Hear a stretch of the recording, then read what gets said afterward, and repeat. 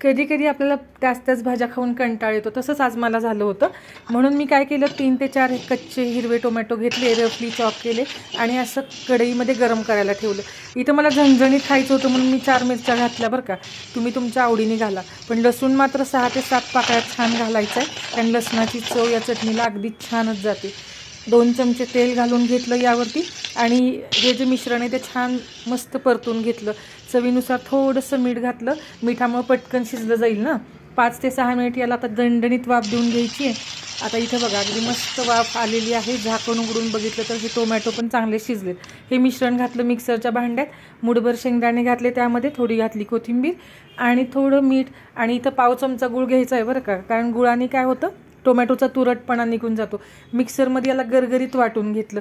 आता बघा अगदी स्मूथ आणि चटपटीत आपली चटणी तयार झाली. याला फोडणी देऊन पण खाऊ शकता आणि अशीच सुद्धा या खायला.